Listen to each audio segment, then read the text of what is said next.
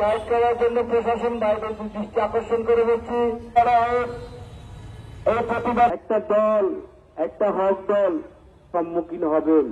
সেই প্রশ্নের সম্মুখীন যদি আপনি জবাব দিতে না পারেন, বারবার হয়ে যান, তাহলে পাশাপাশি নারায়ণগঞ্জ জেলাবাসী নারায়ণগঞ্জের জাতীয় করবেন। সুবহানাল্লাহ। তাই আপনাদের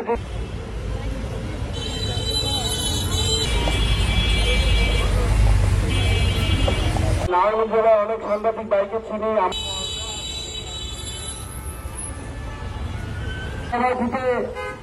আপনারা দেরি না করে চলে আসেন।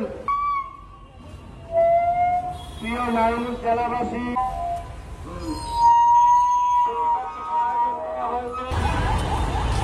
চলে আসুন।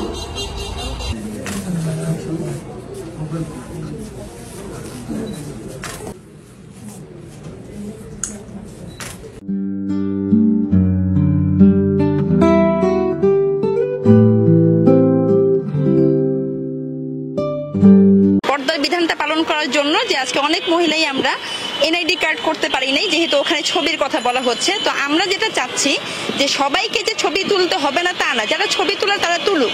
আর আমরা যারা ছবি তুলতে চাচ্ছি না, আমাদেরকে ফিঙ্গারপ্রিন্টের মাধ্যমে যেন নিবন্ধনভুক্ত করা হয়। হ্যাঁ, নিবন্ধনভুক্ত করে যেন নাগরিক সুবিধাগুলো দেওয়া হয়।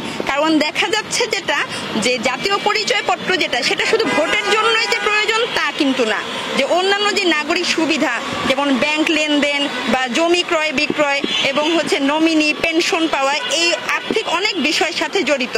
দেখা যাচ্ছে যে আমরা ত্রাণ পাচ্ছি না বা অন্যান্য সুবিধা দিয়ে আদায় করতে পারছি না। যদি আমাদের জন্য ফিঙ্গারপ্রিন্টের মাধ্যমে একটা ব্যবস্থা করা হয়, তাহলে আমরা নাগরিক সুবিধাগুলো পেতে পারি।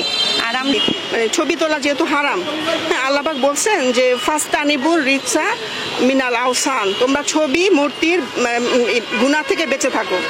আবার হাদিস শরীফে আছে কুল্লু মুসাউরুন ফিন্নার, যে প্রত্যেক ছবি তুলনাওয়ালা জাহান্নামী।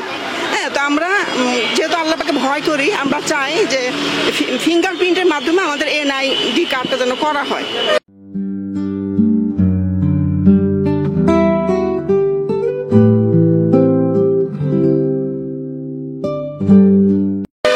যারা আমরা অনেকেই আছি যারা আমরা এনআইডি কার্ড করতে পারিনি ছবির কারণে, যার জন্য আমরা নাগরিক সুবিধা থেকে বঞ্চিত হচ্ছি। আমরা চাচ্ছি মনে হয় আমরা তো আসলে বিশৃঙ্খলা করতে চাচ্ছি না। যেমন বাইরে যে প্রতিবাদগুলো করা হয়, ওরা যেমন দেশের সম্পদ নষ্ট করে।